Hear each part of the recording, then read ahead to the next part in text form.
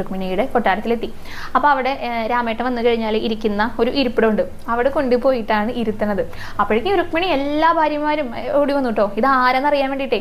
കാരണം ഇവരൊക്കെ ഇങ്ങനെ കാത്തു നിൽക്കുമ്പോൾ കമ്പിളിയും അതുപോലെ തന്നെ ഓരോരോ സമ്മാനങ്ങളൊക്കെ ആയിട്ട് വന്നിട്ടുള്ള രാജാക്കന്മാരെ, കേമന്മാരായിട്ടുള്ള രാജാക്കന്മാരെ കാത്തു നിൽക്കുമ്പോൾ അതിനിടയിൽ കൂടെ ഭഗവാൻ പോയിട്ട് എടുത്തുകൊണ്ടാണ് വരണതേ. അപ്പോൾ ഇത് ആരാന്നറിയില്ലോ, ഏത് മഹാത്മാവിനെയാണ് ഈ കൊണ്ടുവന്നിരിക്കണമെന്ന് അറിയില്ല. അപ്പോൾ രുക്മിണി ഓടി വന്നു, അലവട്ടവും വെഞ്ചാമരവും ഒക്കെ എടുത്തിട്ട് വീശുന്നുണ്ട്. എല്ലാ പരിചാരകന്മാരും എല്ലാവരും ഇങ്ങനെ ചുറ്റും കൂടി നിൽക്കുന്നുണ്ട്. ഭഗവാനാണെങ്കിലോ ഇദ്ദേഹത്തെ കാലൊക്കെ കഴുകിച്ച് ആ ഒരു തീർത്ഥമൊക്കെ ശിരസിൽ തെളിച്ച് ബാക്കി എല്ലാവർക്കും തെളിക്കാനായിട്ട് കൊടുത്തു. ഇങ്ങനെ പൂജയും ആരതി ഒഴിയിലും എല്ലാം കഴിഞ്ഞു.